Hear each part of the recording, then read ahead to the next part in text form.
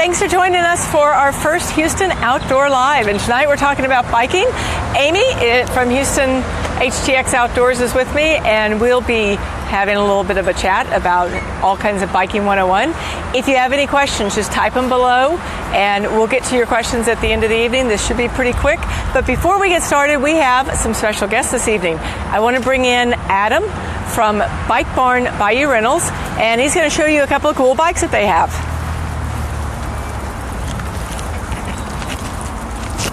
That was Jordan with his tandem. All right.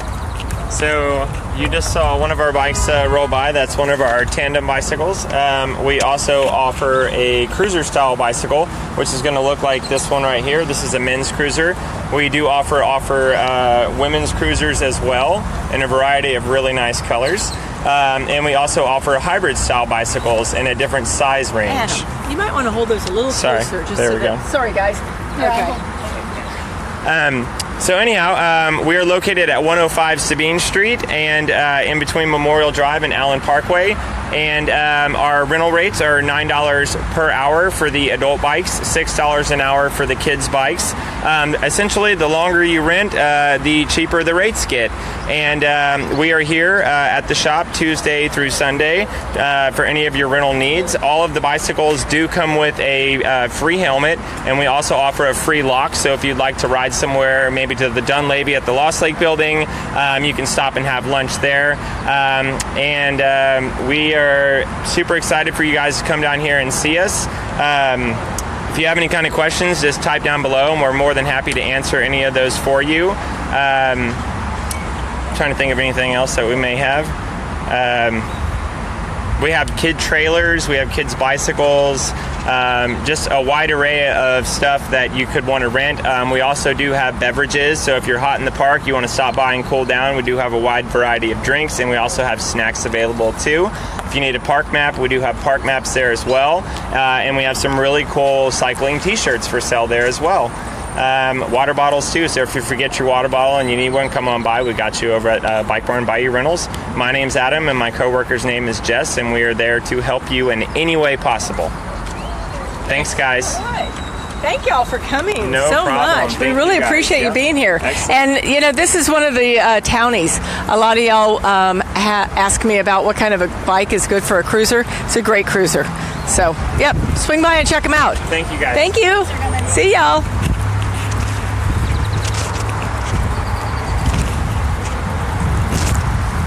All right, guys, we're back. Thank you so much, Bike Barn, for stopping by. We've got a 10 essential handout for you tonight, so you'll be able to download it at the end of the evening. If you RSVP'd, you'll get it in your email. Otherwise, we'll send you a link so you'll be able to pick it up via that link later this evening. But it's all about the 10 essentials. So let's do helmets first. Do you want to? We're going to talk about helmets because for those of you who know me well, you'll know that I have very few rules in life, but probably the only one I have is you need to wear a helmet. So Amy's going to demonstrate how your helmet should look, how it should fit, and I'll show you a couple of little quick tips about it, and I'll show you a couple of others while she's getting dressed. You'll see helmets that look like this. Some people call them skater helmets. They're comfortable, they are lots of fun, they're usually in cool colors, they're also a little bit warm in the summer, so this is my winter helmet. This is more of a road riding helmet. This has a lot more ventilation, it's light, easy to adjust and easy to use. Any helmet you buy in a store is going to be TxDOT approved, so the price isn't going to make the helmet safer, but it might make the helmet work better. So here's on Amy. You'll see she's got her straps right below her ears where they should be. She has 2 fingers or less underneath her chin. You want that helmet, you want it to be snug. This thing is to protect your head. If you've got brains that you really love, you want to keep them in there, okay? Seriously, guys. So if I look around, I'm going to see 95% of the people out here not riding without a helmet. And people will be like, well, that's because we're going slow and we're just cruising and it's blah, blah, blah. truth is, you can fall anywhere. And I really don't want to be a Debbie Downer, and I'll stop in just a second, but you need to wear a helmet, okay? Talk about the full one. So Amy purposely left her helmet a little loose, but you can't see because she didn't adjust the tightness in the back. So one thing that you would find is that if you're riding along and you fall, and whoops, sorry about that, nose. You don't want your forehead to ever become exposed. So you want your helmet right here, and then you just tighten down the back of your helmet to make sure it's going to stay tight. All right, thank you. Hope your nose is okay. We'll fix it later. Okay, next thing is you probably need a bike bag. And a bike bag's going to carry all the stuff that you need to go out on a good ride. And we could be talking about mountain biking, or we could be talking about cruising the Bayou Pass. We could be talking about road riding. All of these things, you just need a few things that you carry with you. You can see here on this bike, your bike bag fits underneath your seat. This one is in a stylish green because I happen to love that bike. But my road bike is a very dirty black one. So first thing, silly but true, sunscreen. Throw some sunscreen in your bike bag. You're going to need it. We live in Houston, Texas. It's miserable in the summer and you'll get sunburned. Next thing we have is a multi-tool. And when you have a multi-tool, you may not know what all these things do, but they're going to help you if you need somebody to give you a hand and you don't know how to use your multi-tool. Whip it out, tell them that you've got one. They're going to be impressed and they're going to appreciate it when they're helping you fix it, okay? Next thing that we have is carry a CO2 canister and a nozzle. This is if by some strange chance you got a flat. You're going to simply screw the canister in. We'll do that quickly, pretend like we got that done. This one has its own holder. You drop it in, you apply it to your tire, you push down, and it'll fill your tire.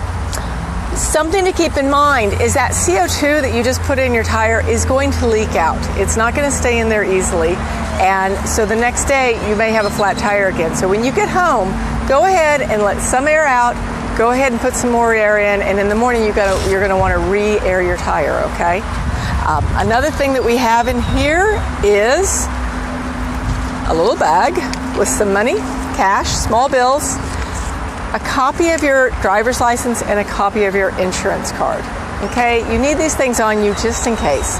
Not that I expect something to happen to you, but in case it did, you want to make sure that you're covered and that you're taken care of.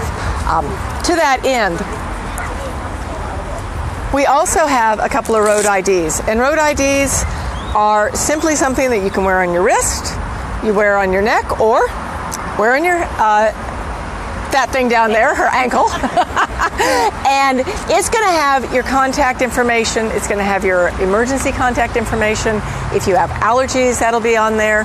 If you want to get upgrade it, you could actually get a chip that has all your medical records on it. And so if something was to happen, boom, you've got all your information there. Last thing is you want to carry a tube or two in case you were to get a flat. I tend to drop my tubes into a little bit of talcum powder. For me, it keeps them lubricated so that if they're in heat, they're not going to stick together and be useless when you pull them out to use them. Some people love talcum powder, some people don't. It's kind of a personal preference, but if you're not going to do this, you're going to want to check those tubes maybe every year because, oh man, we live in Houston, right? It's hot as heck. So your stuff can melt a little bit. Next, let's talk about, well, actually, one of the things that came up, people were asking about just biking clothes. You know, what do you wear if you're biking? If you're on the road, you want to wear bright clothes. That is just it. I mean, other than your helmet, you've got bright clothes on. Cars don't expect us. Even though there's lots of cyclists out there these days, even though, you know, you might be riding in a group, the truth is that we're not a noticeable entity in most drivers' minds. So you want to make sure that you're wearing bright clothes. In fact, even this jersey, I wouldn't wear on the road. I don't think it's bright enough. I'd be wearing something super yellow, super orange, something brighter. Okay. Also, very cool, special evening tonight. I brought my padded underwear for everybody to see. Really, truly, these are underwear. They're made for cycling. They have pads in them. If you don't want to wear spandex, you can drop your padded underwear on or get a pair of bike shorts. If you're going to ride any distance, having that padding is going to make a big difference. Other things that you want, get a pair of gloves. Gloves protect your palms. They'll give you a little bit of a cushion here. They also take care of you if you're sweating. They'll also protect it for sun. So you just want to be comfortable when you're riding. Any questions, Andrea, that we need to address? Some people just mentioned that they would have thought about taking a license with them. Okay, yep, license is a good thing. And the Bayou Trails, I know a couple of people were asking about what do we do for, what are the rules on these bayous? Like, what are the rules? The truth is that bicycles are supposed to be giving way to pedestrians. They give way to dogs, guys. Be very careful. There's lots of dogs out here. There's lots of kids out here. As awesome as these trails are, they're really not the place to bomb it. You just want to be a lot more careful out here because pedestrians do have right-of-way. There's also some, I know people ask me about this, down below you'll see some asphalt trails. Those trails are foot traffic only. As nice as they are, foot traffic only, okay? Buffalo Bayou Partnership has done an amazing job out here, and our job is to, keep it working well. Amy's going to demonstrate a couple of things about airing tires, and let me. You want to talk, or you want me to tell what you're doing? Okay, so on this particular bike that she has right here, she has what's called a Schrader valve. Okay, and this is what you're going to see on most of your bikes out there, just your cruisers, your simple bikes. And what she's going to do is she's going to take that, and you want to... Yeah, okay. She's not going to air that one up, but you want to show them how to at least attach it. You know what? Never mind. I was going to. Yes. It attaches the exact same way to the other one too. But you're going to, on your Schrader, you're going to want to make sure that you push down nice and firm with your with whatever you're using to air it, because you flip it up after that and it's going to be sticking well, and then you put your air in. So what she's going to do here is, this particular bike has what's called a Presta on it, and it's the thin little narrow valve. It has a screw cap on the top. So not a cap that comes off, but just a little screw. She's going to loosen that screw, and then she's going to tap it a couple of times, make sure that it's not sticking. Because if it's sticking, you'll be thinking that you are airing it up, and you're not airing it up at all. You're just letting the air out. So what she did was she pushed down on, and then she flipped her valve up. Now she's just going to put in some air. And how much air are you going to put in? So on this one, it's kind of a cruiser bike. She's going to put in 60 pounds. If she wasn't sure, she could look on the side of the tire and typically find the information of what your bike spread is. Your mountain bikes, a lot of times, about 30, 40 pounds, depending upon how you like to ride. And then your road bikes, 100, 110, depending upon weight, higher. But it's kind of, those things do say on the side what you need. So anybody have questions on there about? Nope. Because I think we ran through that pretty quick. But that's a very simple thing to do. But man, air your tires every day. And you might have noticed that she dropped her valve down to the bottom before she did this. Makes it so much simpler. If she was to have started to try it over on the edge, it just doesn't work well. Another piece that you need to know about is, we're going to do a quick safety check on the bike. I'm going to step over here, and so when Amy gets ready to take off on this cycle, she's going to do a few things. She's going to do what we call an ABC quick check. So ABC stands for air. So she just checked her air in both tires. B stands for brakes. So she's going to roll forward and backward a little bit and touch each brake individually just to make sure it's clicking and catching. And flip your front brake open real quick, because this is super common. I mean, super common. People forget to do this. So when she's rolling along, she's going to go ahead and show them how that does not catch.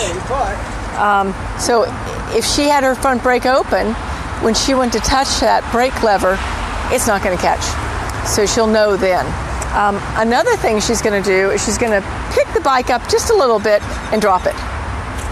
And if you could hear, maybe not, but I could hear, that there's no clanking, there's no clunking, there's nothing going on that sounds wrong. She's also going to check her chain. Oh, okay, yeah, it's weird. Actually, you know what? Let's take that tire off, too. Okay. She's going to check her chain just to make sure it looks good. It's got nice tension to it. It's clean. Keep your chain clean. Once you finish riding every time, just take a quick, you know what I use? I use my old Smart Wool socks. Once they hit the bin of death, then I use them to clean my chain, which is running my hand around it because you don't get any fibers in there, any cotton fibers. Keeps your chain nice and neat. Okay, so what she's going to demonstrate is taking off your front wheel. This is important, especially when you're transporting, because a lot of times people need to put their bikes in their cars, and if you don't have that front wheel ability to take it off, then it's tough. All right, so first thing she did was she opened up her brake, and then she flips the quick release. In fact, you mind turning it around so they can see a quick release? Not all bikes have quick releases. So you definitely want to check and make sure that if you don't have a quick release, you've got the right nut for it. So that's a quick release down here. So she does that, she loosens it up, and then she's able to just slide that front wheel off. Do you want to take it all the way off or just kind of show them? There you go. As you can see, the front wheel comes off. Then when she puts it back on, she's going to do a couple of things. She's going to tighten it back up. And she's going to demonstrate something for you because she's going to pretend like she's forgotten to tighten up properly. So she's going to leave it a little loose, and you'll be able to see when she drops the bike this time, you hear that clank? That's the sound of a bike not properly put together. So she knows that she needs to go back in there and tighten it up. And sometimes, like this particular bike is mine, and I've found that sometimes this bike will, if I don't get enough tension on it, will kind of loosen itself up as I ride. So keep an eye on that, and always remember to close your brake. Always look down, check your brake, and feather brakes. Okay, a couple of other questions that we've had so far. One of them was, how do you ride on wet roads? Like, what do you do when the road's wet? That happened this year, MS 150, second day. Wet roads. It was a little scary out there. So the first thing you want to do is you want to loosen your tire pressure. Let a little bit of that air out of your tire. Make it a little bit softer because it's going to stick to the road better. Another thing you're going to do is you're going to be totally cognizant of not slamming on your brakes. Feather your brakes, and by feathering I mean you're just touching your brakes lightly when you're stopping. You're keeping an eye out, right? You're looking forward, you're looking back. You're being super verbal, okay? You're super verbal to everybody around you. Not like, hey, get off my ass, but more like stopping, turning, slowing, whatever it is. So you definitely want to be, talking to people around you and letting them know what's going on. The other question was also about what to do with the gravel. So gravel is a little different, but it's almost the same as wet roads, because when you come up to gravel, you do not want to slam on the brakes. I mean, no way, no how. Worst thing you can do. You keep your speed up. You can like slowly quit pedaling, like slow it down a little bit, but you keep some speed and you roll through whatever it is. Just light hands on the wheel and just roll through it. Sand too. Now if you come up to sand, actually, and you put a little bit more weight on that front wheel, it's going to roll through easier. Because if you unweight your front wheel, it doesn't roll as easy in sand. What are some of the other questions anyone have about, any of y'all have questions? Nope? Not yet? Okay. Actually, you know what? I know a few people don't actually know where we are. We're at Eleanor Tinsley Park, out on Buffalo Bayou Park. Buffalo Bayou Partnership, like I said earlier, has done an amazing job with this park. It's about 8 miles around. Anyone know? It's 6 to 8 miles, the loop here. It's a nice loop. It connects to It connects to the Harrisburg Trail. It connects to Memorial Park Trail. And I guess, let me think about this for just a second. You can go from here to Harrisburg. You can go from here to downtown. Once you get downtown, you can jump on Columbia Tap, head over to Braeswood Bayou. I did that the other day, and I think I rode for 4 hours. I mean, it's amazing, actually. It's amazing the places you can get around to these days in town. Hang on, just a second. Yeah. Question? Talking about water and snacks. About what? Water and carrying like nutrition or something. Oh yeah, we do need to talk about water. So one of the rules I always follow is you want to have water on you when you're riding. We live in Houston, Texas. You just have to stay hydrated. These guys, you'll see they're insulated, so if you like cold water, it will keep them somewhat cold. Probably not a good idea to throw them in the freezer. I see people do this all the time. They throw their bottles in the freezer the night before. They are ready because they've got nice, cool water. The thing doesn't defrost all day long. You're carrying around a few size. The other thing that you want is if you're going to ride for more than about an hour, you're going to want to have some sort of electrolytes also. And usually it's like 2 bottles. I don't carry 2 cages on that because that's not a bike that I ride for long periods of time. But for those people who have a couple of cages, maybe 1 with electrolytes, 1 with water. My rule of thumb is if I'm wearing a Camelback, I do not put electrolytes in the Camelback. They, unless you can get that Camelback perfectly clean and perfectly dry, you're going to... Yeah, here's a Camelback in case you're wondering what I'm talking about. But if you can't get that liner perfectly dry, you're going to have a perfectly beautiful, nasty mess in there. That's what happens with a little bit of electrolytes. But a lot of people use Camelbacks for riding instead of the bottles. Some people aren't comfortable reaching down for a bottle. Camelbacks can hold lots of your goodies, so that's a good thing. I don't usually worry about nutrition too much on my rides unless I'm riding for more than 2 hours, and then probably a goo or something disgusting like that. But I mean, a lot of what we're talking about today is cruising, so we're going to be riding from maybe a brewery to the other brewery, or from coffee to lunch. You can get around town on all these different places now. When you're out doing that, you want to make sure that you lock your bike up, especially if you love your bike. So, Amy's going to show you that what you want to do is you want to take your, we're going to pretend like that sign is set in concrete. You want to make sure that you go around your front wheel and your frame, because front wheels tend to disappear, and it happens all the time. And then once you've got it all tight, she could actually just grab her sign and head out, but but if it had been in cement, that bike wasn't going anywhere. So definitely carry your lock on your bike somewhere. And any other questions about that? How about, I know a couple of people asked me earlier about where to ride. I kind of touched on, our Bayou system. So right now, I actually don't know how many miles of bike trails we have. Does anyone know? I mean, they keep putting in more and more bike trails, and it's just amazing, actually. But I know that Buffalo Bayou has some great trails. Braeswood, they just finished connecting. So you've got Braeswood starts basically at Harrisburg Trail, or at, let's say at Harrisburg Trail. You can go from Harrisburg over to University of Houston, through McGregor Park, all the way down Braeswood, and end up at the tollway, Sam Houston Tollway in West Belfort. I mean, it's a ride. It's a very long ride. I think round trip, it's probably up to about 50 miles now. And, I'm blonde, so don't ask me exactly what the mileage is. But I know that, it's a pretty good mileage. You'll run into a little bit of construction right now in the medical center. So the medical center's still fixing from that last flood. But the Braeswood Bayou Trail is amazing. I did the whole thing the other day, and it was very cool.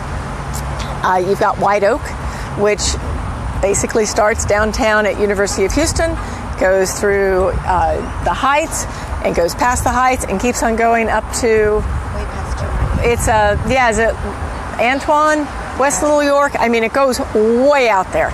So you just follow that one out, and Columbia Tap connects Braeswood to downtown, and they're working on the one on Sims Bayou right now. So, and then Memorial Park has some great mountain biking trails. Those are on the south side of Memorial. If you haven't been over there, the Memorial Park mountain biking trails are on the south side of the road. And anybody else? 59 north, from 59 to 45. Right. Spring. Oh, Spring Creek. Yes, you're right. Yes. So this. From 59 all the way, like maybe three or four parks. Oh yes, that's exactly right. Spring Creek Beltway is amazing. They've got paved trails, mountain bike trails, goes from 59 to 45. And I mean, it's amazing and it's beautiful out there. If you like to mountain bike, every Saturday morning there's a big group that heads out of Cypress Park, I think is what it is, heads out. You can find them on Gorba. If you're not aware of Gorba, that's Greater Houston Off-Road Biking Association. They are .org. They have great trail maps. Or you can stop by HTX Outdoors, or BCO, Bayou City Outdoors, and pick up some trail maps there. There's the bikeway map, but the bikeway map is still like kind of looks like a bowl of spaghetti when you open it up. It's a little scary, so you got to like really drill down on those. What are some of the other trails that you guys ride on? Anybody? Braes, yeah, Braes is. I just love Braes. Yeah. Do you ride on any of them? Nope. You need to take that. You need to get over on Memorial Park with that mountain bike. There's some good stuff over there. Armand Bayou has some good trails. Yeah. When you if you get out of the city, there's thousands of miles of trails out there.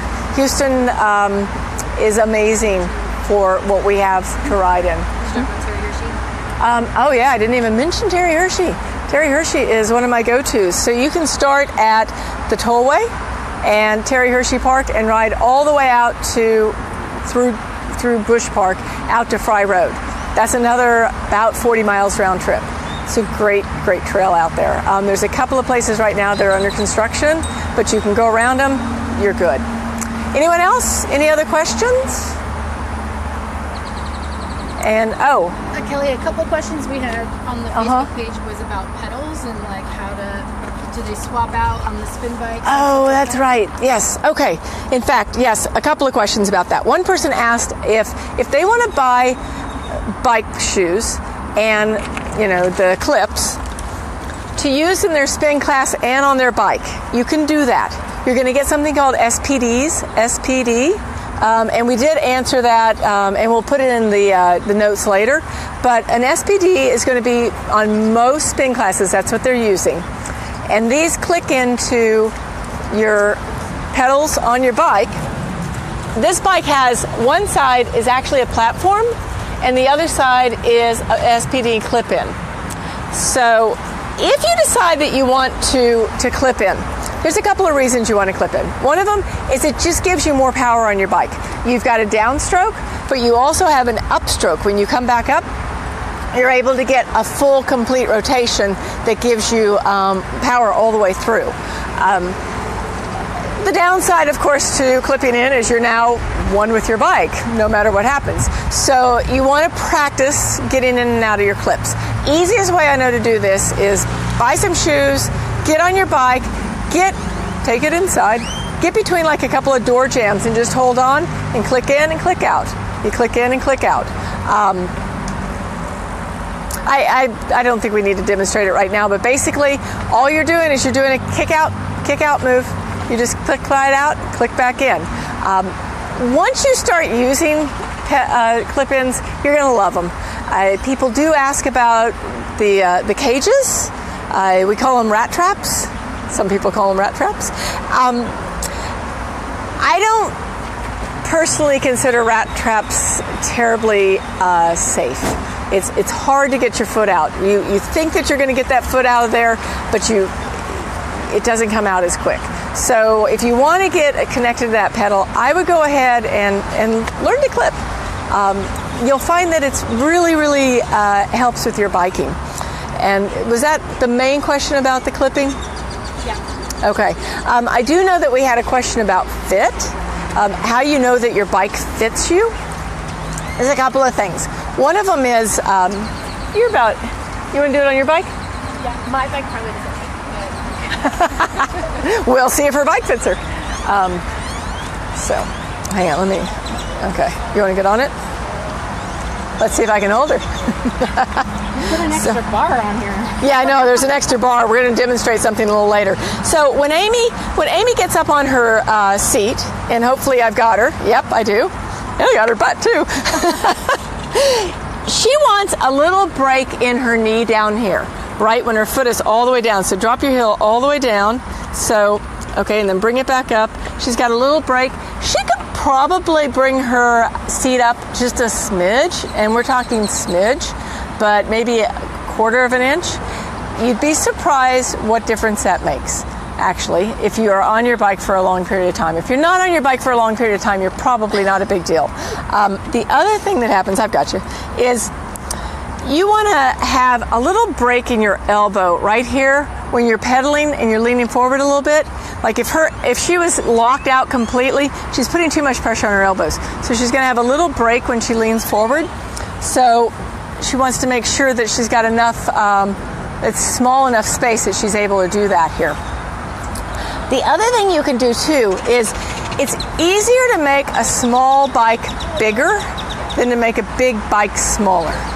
Okay, so what that means is that if you have a big bike and you've got a really long top tube, you can shorten your stem, you can change your handlebars, you can move your seat forward, and you're still going to be stretching a little bit. But if you've got a bike that is a little bit smaller, you can make a larger stem here. You can change your handlebars. You can move your seat back a smidge. It's a little bit easier to actually work with that. We're talking nuances here, okay? So you have to decide how much you're going to ride. If you're going to be riding long distances, then you're going to want to make sure that bike fits you well. If you're cruising around town for an hour or two, probably fine on pretty much anything. The other thing that you do too is she's got a good, nice grip here. I had a road bike one time that was the handlebars were a little too wide, and so what I found was that as I was riding it a lot, I was getting elbow issues, and I couldn't figure out why my elbows hurt so bad. And I actually went and had the bike fitted, put in smaller, really small handlebars, and the pain went away. So there's a lot to bike fit, and the person that sells you your bike will be happy to show you how to fit your bike. If you get crazy and you want to make sure that you've got a perfectly fitted bike, then you can drop by one of the studios. Like Bark Barn has a custom fit studio, a couple of other people have custom fit studios, and you can get a custom fit. What are some of the other questions? I think that was... Is that it? Yep, I think we covered all the other ones. All right, we don't want to keep you here all night. About pedaling, do you pedal with your foot straight? Oh, good question. So the question is, when you're pedaling, what should your foot be doing? Are you going to drop it? Are you going to push with your toes? You really want your foot to be pretty flat. When you're pedaling, I'm consistently thinking, if I've been on my road bike for a long period of time, I want to make sure that my heel I'm paying attention to my heel being down a little bit so that I've got a flat foot. So I'm pedaling flat, and then when I'm lifting up, that's coming with me. So yeah, great question. And another one is that what are your feet doing? We were waiting for some of our cyclists at the MS-150, and we got the opportunity to watch some different people ride in, and you saw people with their toes way out like this, and their knees way out like that, and yeah, you don't want to do that. You want to just make sure that your feet are happily placed going forward on the pedal. I mean, some people naturally have a little change there, but pretty much straight ahead and flat. Yeah, good question. Anyone else? No? Okay. Well, Andre, anyone else online? Because if not, we're going to let these people get going on a bike ride. For those of you who are with us, if you're ready to go for a bike ride tonight, we're going to go for a cruise. Talk about the clothes and next week. Okay, yeah, good idea. Yeah, Amy is the smart one in the group. She's like, yeah, remember to tell people who we are and what we're doing. Amy runs HTX Outdoors. I run Bayou City Outdoors. We are Houston's outdoor activity clubs. We do, between the two of us, we do about 150, 160 different events each month. And it could be anything from hiking to biking to camping to kayaking to eating to drinking to traveling. So, I mean, it's just a ton of different things going on. Next week, we're going to be doing Houston Outdoor Live hiking. It's all going to be about Hiking 101, everything that we can come up with hiking over at Memorial Park. So check us out on either htxo.com, htxoutdoors.com, or BayouCityOutdoors.com. And we'll see you for hiking next week. Week after that, we're doing camping over in Midtown. Week after that, we've got stand-up paddleboarding. We've got some backpacking coming up, some kayaking coming up, and dog parties coming up. So we will see y'all next time. Thanks.